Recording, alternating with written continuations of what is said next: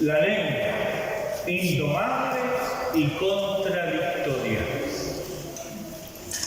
Ese es el título de esta porción de la palabra del Señor, del sermón, que se encuentra en Santiago capítulo 3, los versículos 7 al 12, que hemos leído recién. Hemos visto hasta aquí que el uso de la lengua pone en evidencia lo que hay en nuestros corazones. Es como una ventana que nos permite mirar a las habitaciones del alma. Pero eso que está almacenado, guardado, atesorado, no se queda ahí. Llega el momento en que sale, y entonces se manifiesta el poder de la lengua, que aunque pequeña y débil en comparación con los demás miembros del cuerpo, exhibe poder para destruir y aún para matar. ¿Será casualidad que el ministerio de Satanás sea, según nos dice el Señor en Juan 10, hurtar, matar y destruir? Miren qué casualidad. Si la lengua hace daño, ya sabemos quién está en control. Pues quién sopla para inflamar las pasiones humanas, quien susurra al hombre que Dios no es digno de confianza, por lo tanto puede ser desobedecido. Es importante, no tiene importancia. Quien hace esto es el mismo cuyo nombre es el calumniador. ¿Cómo sabemos que la lengua es inflamada por el infierno? Bueno, Santiago lo dice, pero nos da las razones para ello. Porque dice: los hombres han domado todo, menos él. Versículo 7, porque toda naturaleza de bestias y de aves y de serpientes y de seres del mar se doma y ha sido domada por la naturaleza humana. El hombre ha sido capaz de dominar, controlar a todo tipo de animales.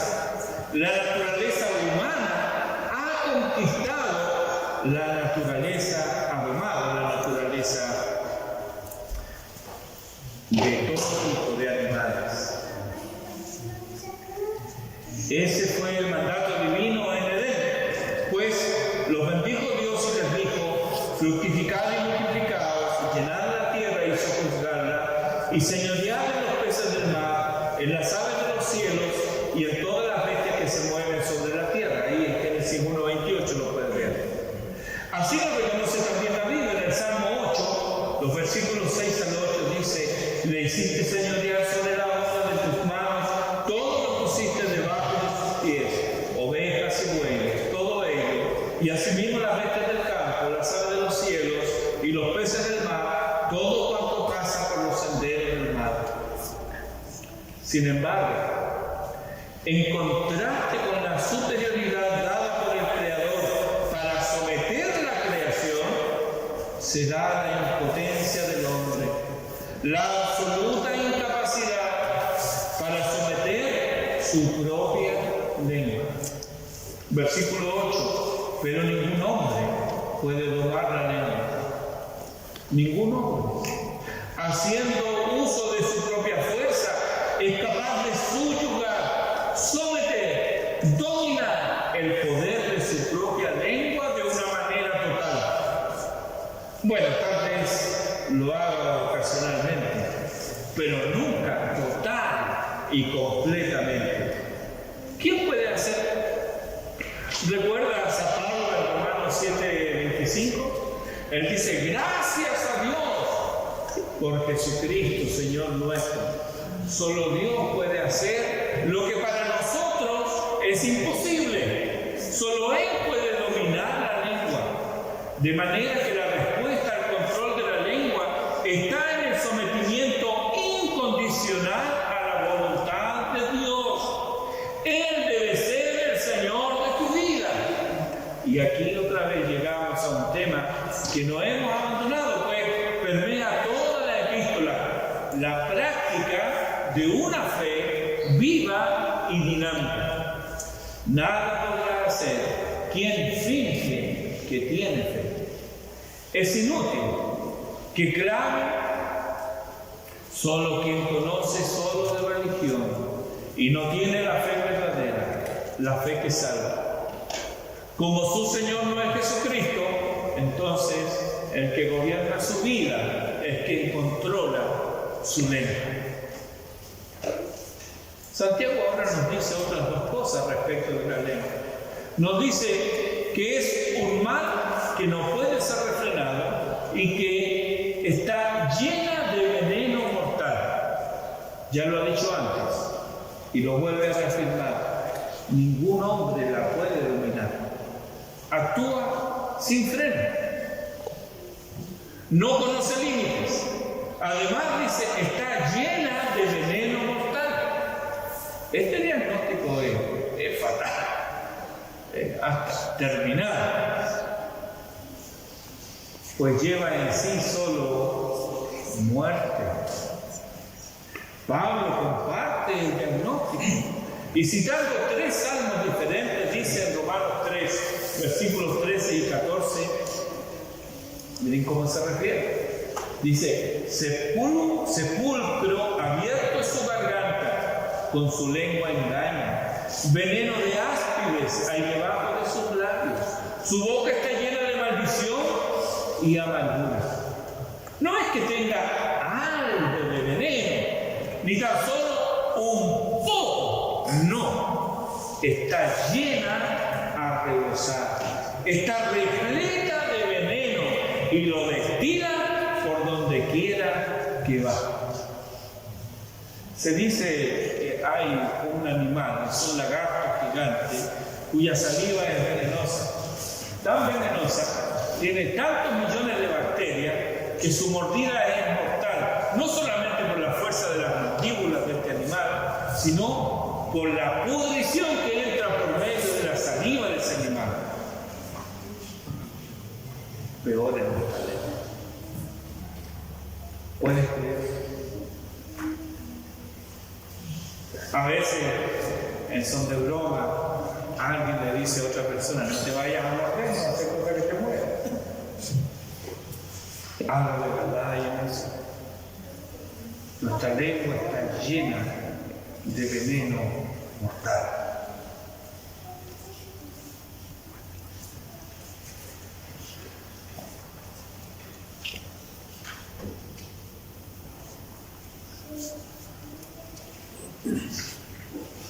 Repasemos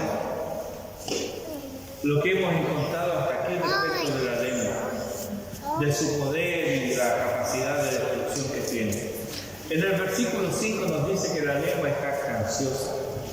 En el versículo 6 nos dice que la lengua es un fuego, que la lengua contamina totalmente al hombre, que la lengua influye para mal durante toda la vida del hombre y que la lengua es inflamada por el infierno. En el versículo 8 nos dice que la lengua no puede ser dominada por el hombre, que la lengua no puede ser refrenada y que la lengua está llena de veneno mortal. Casi como que no hay esperanza, ¿verdad? Y decimos casi porque la única opción que le queda al hombre es entregarle su vida a Cristo. Entonces, lo que es imposible para él será posible por medio de la obra y el poder del Espíritu Santo en su vida. Solo el Señor puede hacer esa obra. La lengua es indomable hasta que el Señor interviene. Quisiéramos pensar que una vez le hemos entregado nuestra vida al Señor, Él tomará dominio de nuestra lengua y de ahí en más solo habrá alabanza, bendiciones y acciones de gracia por doquier. ¿Así ha pasado? No. Esto es irreal. No es de esta vida. Puesto que el pensar así, desconocemos la realidad de nuestra naturaleza pecaminosa. Gálatas 5:17 nos dice, porque el deseo de la carne es contra el espíritu y el del espíritu es contra la carne, y estos se oponen entre sí para que O sea, ¿qué es lo que hay? Hay conflictos. Hay conflictos. Hay una lucha permanente. Recordemos Romanos 7, versículos 22 y 23. Porque según el hombre interior, me deleito en la ley de Dios, pero veo otra ley en mis miembros, que se revela contra la ley de mi mente y que me lleva cautivo a la ley del pecado que está en mis miembros. Bien dice Santiago, todos ofendemos muchas veces, pero no es algo frecuente en el Hijo de Dios. No es siempre. Pero si no descuidamos, podemos caer en una rutina de maldad con consecuencias siempre lamentables. Y esto va a ser un obstáculo a nuestro crecimiento y a nuestra madurez espiritual, además de impedirnos tener comunión con los hermanos de manera tal que seamos bendición a ellos y a nosotros mismos. Y puesto que esto ocurre más veces de lo que quisiéramos reconocer, es que en los siguientes versículos el apóstol nos mostrará la incongruencia de ceder el control de nuestras vidas. Versículo 9 nos dice: con ella bendecimos a Dios y Padre, y con ella maldecimos a los hombres que están hechos a semejanza de Dios. En las sinagogas, luego de leer tres pasajes de la ley, donde declaran que sirven al único Dios verdadero, ellos prorrumpen en la sinagoga, prorrumpen en alabanza repetidamente, creo que son 18 veces, diciendo: bendito eres tú, oh Señor, Rey del universo, y sigue una letanía. Y luego otra vez: bendito eres tú, oh Señor, Rey del universo, y sigue otra cosa. Y así, 18 veces. Esto no solo en la sinagoga, sino que cualquier judío piadoso lo haría parte de sus devociones privadas diarias. Y los más devotos lo harían 3 veces al día. Repetir todo esto: bendito eres tú, oh Señor, Rey del universo.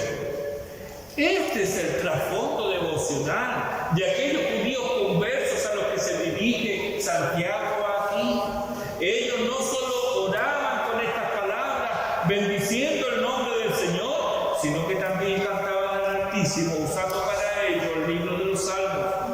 Al leer los Salmos, es fácil darse cuenta cómo es que estos escritos y sus notaciones musicales se prestan aún hoy para expresar alabanzas a Dios. ¡Qué bendición, hermanos! Entraña el uso de la lengua en proclamar, promover y santificar el nombre de Dios. Con ella bendecimos al Dios y Padre. Él es el Dios creador y soberano, pero también es Padre. Él nos hizo a su imagen. ¿Cómo entonces podemos caer en la contradicción de maldecir a los hombres? Maldecir incluye todo tipo de mal. Todo tipo de mal que podamos hacer a nuestro prójimo con la lengua. Santiago nos dice: con ella, con la misma lengua, bendecimos a Dios y maldecimos a los hombres. Luego de hablarle a los romanos de las riquezas del Evangelio, Pablo les ruega en el capítulo 12 que, considerando esa misericordia de Dios, dice que presentéis vuestros cuerpos en sacrificio vivo, santo, agradable a Dios, que es vuestro culto racional. ¿Verdad? Versículo 1 del capítulo 12 de Romanos. Ahora bien, ¿dónde está la lengua? La lengua no está en el cuerpo. ¿Cómo entonces la presentaremos? ¿En sacrificio vivo? Entre otras cosas, se nos dice en el versículo 14 de Romanos 12: bendecid a los que os persiguen. Bendecid y no maldigáis. Presentamos nuestras lenguas en sacrificio vivo, no solamente al no responder al insulto, sino que al en vez de responder como un insulto, respondemos considerando que esa que nos insulta es también hecha a imagen de Dios. No le puedo responder de la misma manera, porque ese insulto va dirigido no solamente a la persona, sino que llega directamente al Dios que lo creó. Por ello que nos dice la Escritura, no debemos hacerlo. Bendecid, dice, bendecid a los que os persiguen, bendecid y no maldigáis. Sí, pero ¿cómo me voy a quedar callado? ¿Cómo me voy a quedar callado? Es preferible. Si de tu boca no va a salir una palabra de bendición, mejor ciérrala. Porque esa palabra, que según nosotros es solo una defensa, pero si tú no me hubieras hablado así, yo no te habría respondido. No.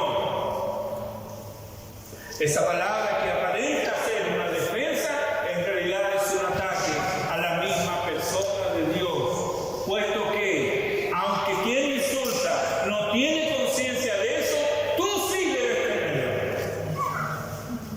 Porque somos hechos a imagen y semejanza de Dios. Esa es la razón por la cual el apóstol nos dice, bendecid a los que os persiguen, bendecid y no maldigáis. Y en el versículo 19 añade, no venguéis vosotros mismos, amados míos, sino dejad lugar a la ira de Dios, porque escrito está, mía es la venganza, yo pagaré. Citando del libro de la ley, Deuteronomio 32:35.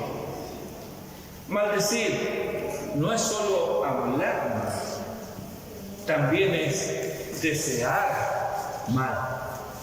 Y esto es algo muy cercano a nuestra cultura, ya que lo tenemos en dichos populares y en canciones que antes cantábamos alegremente. Bueno, espero que antes, que ya no. Pero están estas canciones donde se le desea el mal al prójimo. Cuando maldecimos, cuando deseamos mal, estamos siendo incongruentes con nuestras lenguas. Es una contradicción con los dos principales mandamientos de la ley, pues no estamos amando a Dios y tampoco al prójimo. El hombre, como quiera que sea, sigue siendo imagen de Dios. El hombre fue creado a imagen y semejanza de Dios, nos dice Génesis 1:26. Ciertamente el pecado ha hecho que la impronta divina se vaya desdibujando en el hombre, se vaya borrando, pero este sigue teniendo un espíritu, sigue siendo persona, sigue teniendo dones y habilidades. La dignidad de una persona no está por la Declaración Universal de los Derechos Humanos. La dignidad de la persona está porque Dios lo creó y está hecho a imagen y semejanza de Él. Ves a veces seres humanos en espectáculos deplorables, dolorosos a la virtud y a la piedad, pero siguen siendo hombres. No pude menos que pensar en esto cuando observé a un hombre ebrio, sucio, de andar zigzagueante. Lo seguían 4 o 5 perros que lo obedecían. Aún así, en esa condición deplorable, era una evidencia de ser un ser superior, dotado de inteligencia y con la capacidad de gobernar, aún en ese estado. Sí, hermano, concordamos con Santiago, el hombre está hecho a la imagen de Dios. Entonces, si el hombre está hecho a imagen de Dios, ¿cómo es que con nuestras bocas nos permitimos transgredir el mandato de Dios y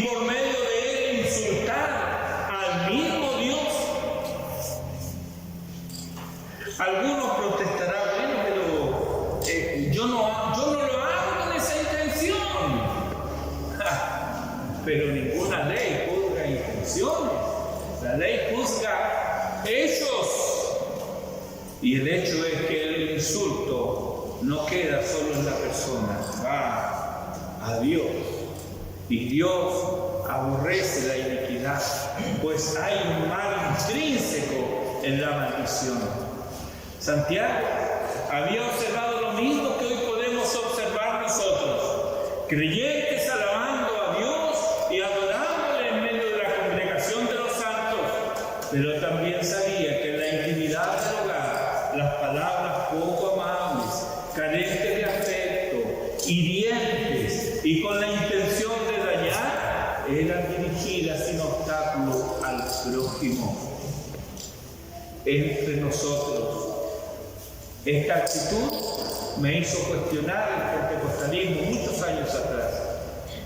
No que todos fueran iguales, pero conocía de sobra quienes en el culto participaban activamente de dichas manifestaciones, y tan solo poner un pie fuera del lugar de adoración, la persona y su lengua cambiaban. Sí, eso a mí me empezó a hacer dudar de que todo eso fuera real, fuera verdadero. Algo no encajaba en esa incongruencia, en esa contradicción mayúscula. ¿Cómo es que había estado poseída por el Espíritu hace 5 minutos y salió del templo y ya era una persona completamente cambiada? ¿Cómo puede ser eso? Eso me llevó a mí a hacerme preguntas. Es lo mismo que está diciendo Santiago aquí. En el versículo 10 dice: de la misma boca proceden bendición y maldición. Hermanos míos, esto no debe ser así. Esto estaba ocurriendo en las asambleas y el apóstol debe representarles que tal comportamiento no corresponde y es incongruente, inapropiado y contrario a la ética cristiana. Esto no debe ser así. Esto es indebido. Esto no se hace. Suena como los padres cuando le decimos al niño pequeñito, ¿verdad?, que derrama cualquier cosa en el suelo y uno le dice: no, eso no se hace. Eso es lo que Santiago nos está diciendo. Eso no se hace. No lo hagas. Para reforzar aún más su argumento en contra de este comportamiento anticristiano, Santiago recurre a 2 preguntas retóricas que, al analizarlas un poco nada más, requieren estas preguntas una respuesta negativa. Versículo 11: ¿acaso alguna fuente hecha por una misma abertura agua dulce y amarga? La fuente es un manantial que brota, agua de manantial, digamos, agua que emana de la superficie de la tierra. Esta es una imagen común en el mundo aún hoy, donde viajando por parajes cordilleranos observamos cada tanto cómo brota agua del cerro o de la montaña. Y brota a veces, ¿no?, un espectáculo tan bonito, brota a borbotones, producto del tiempo o de movimientos telúricos. Podrá salir más o menos agua, pero siempre será de la misma calidad, porque proviene de la misma fuente. Pensar que un manantial en verano nos va a dar agua dulce y en invierno va a ser agua salada, eso es impensable. Eso sería algo insólito, sería una novedad. La segunda pregunta también es hecha desde lo cotidiano, y esta en particular: es imposible no pensar en las palabras de Jesús de Mateo 7, los versículos 16 y 17, donde el Señor dijo: por sus frutos los conoceréis. ¿Acaso se recogen uvas de los espinos o higos de los abrojos? Así todo buen árbol da buenos frutos, pero el árbol malo da frutos malos. El árbol, dice Santiago y Jesús, da fruto según su naturaleza. Puedo asumir todo lo que quiera y porfiar lo indecible, pero un espino jamás me dará uvas. Imposible. Y si te acercas a un viñedo que ya tiene frutos, no va a ser para revivas. ¿Qué debieran encontrar entonces en un cristiano quienes se acercan a él? ¿Qué debieran encontrar en los creyentes quienes vivan con él? Debieran encontrar en ellos el fruto de la transformación de sus vidas por la obra del Espíritu Santo. Esto es, coherencia y pureza de corazón, que sea consecuente con la pureza de sus palabras. La boca, querido amigo, tu boca y tu lengua mostrará verdaderamente que eres tanto a otros como a ti mismo.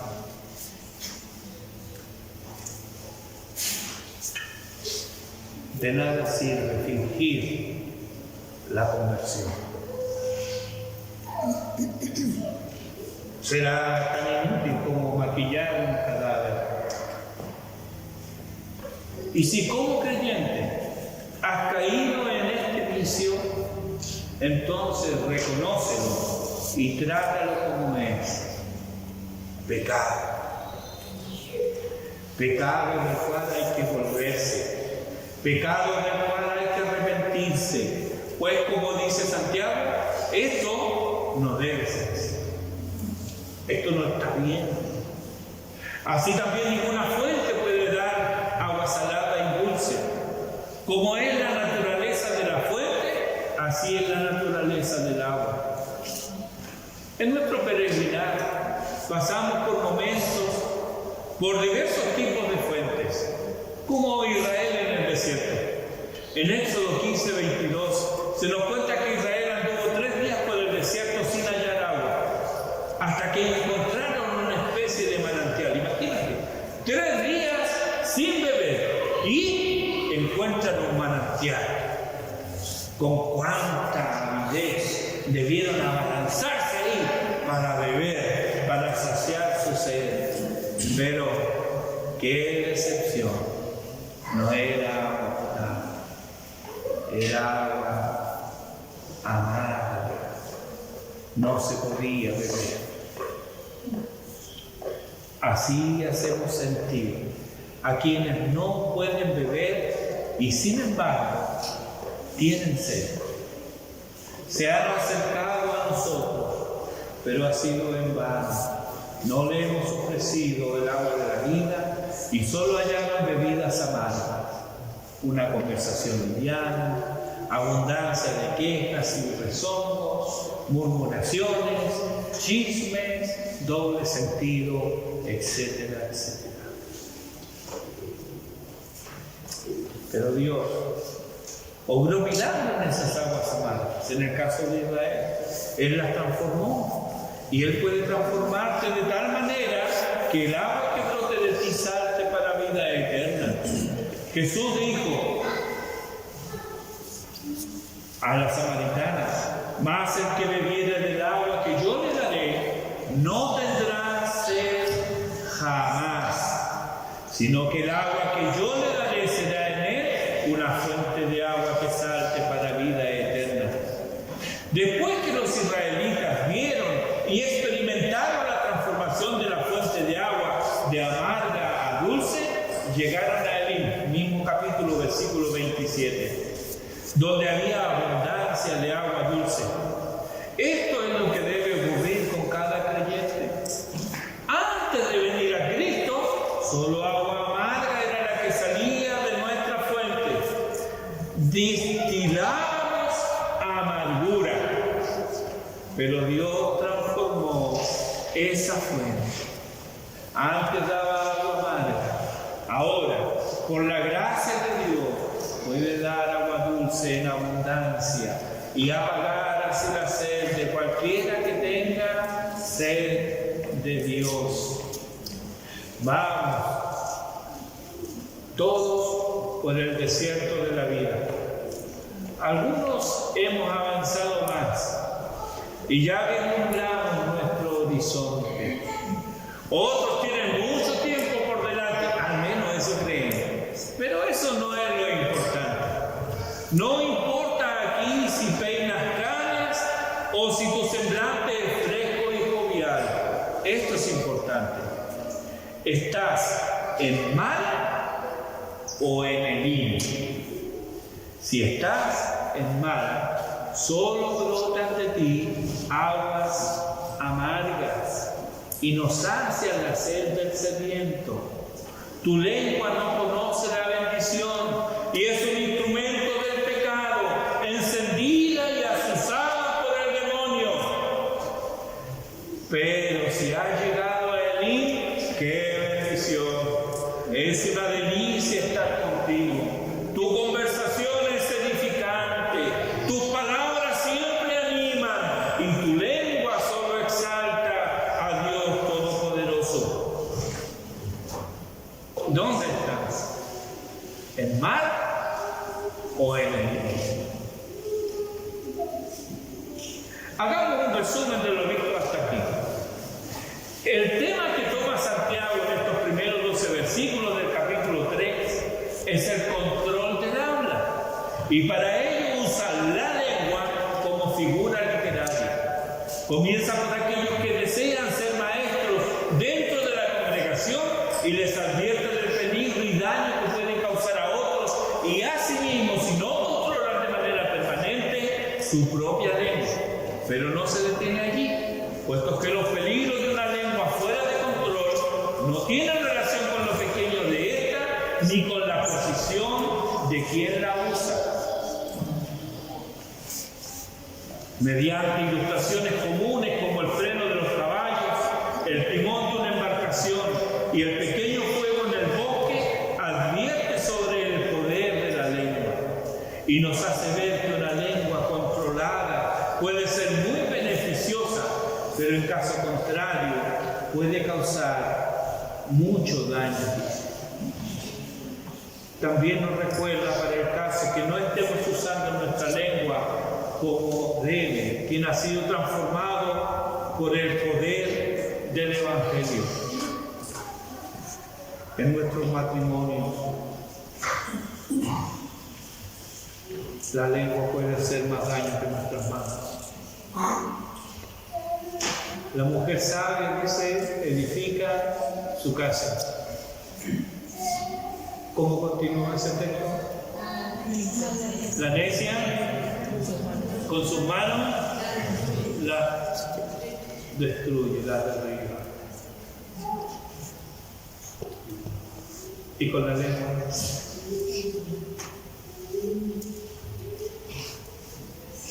puedes animar a tu esposa o puedes abatir. Puedes animar a tu esposa o puedes abatir.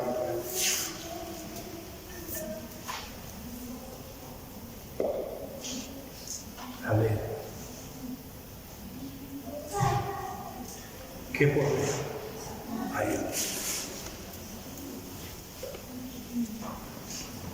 No es hora que le entreguemos el control de nuestra lengua al Señor.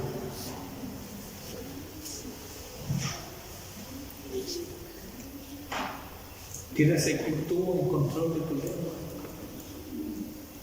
¿Sabes qué? No puedes dominar. Y no sacas nada con después decir, lo siento. Porque lo que salió, como las flechas que se disparan, sale y hiere. No puedes decir después, no quise hacerlo.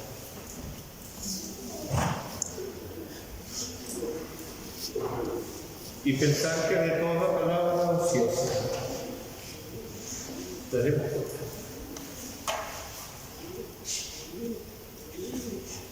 Querido, en tu matrimonio, la lengua,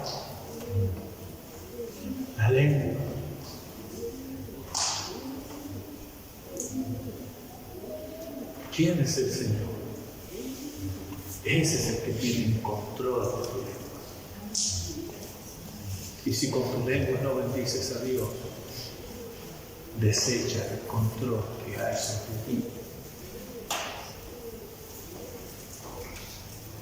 Esa contradicción debe parar, pues Dios nos ha dado su poder, el poder del Espíritu Santo para someter nuestras lenguas. Y también tenemos la responsabilidad de llenar nuestros corazones de cosas buenas y agradables a Dios. Tenemos la responsabilidad de llenar nuestro corazón de cosas buenas y agradables a Dios.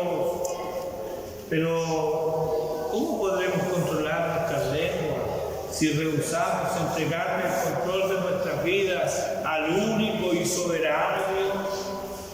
Solo quien le ha rendido el control de su vida a Jesucristo puede tener éxito al refrenar su lengua y usarla para la gloria de Dios. ¿Estás entre los que le han rendido su vida a Jesucristo? Tú no puedes cambiarte a ti mismo. Otro debe hacerlo. Y el único que tiene poder para hacerlo se llama Cristo Jesús. Y en ningún otro hay salvación, porque no es dado otro nombre bajo el cielo en el cual podamos ser salvos. Entrégale tu vida a Jesucristo, y así Él tomará el control de tu vida. Llena tu corazón de la palabra de Dios, y lo que saldrá de tu boca será solo bendición. Oremos.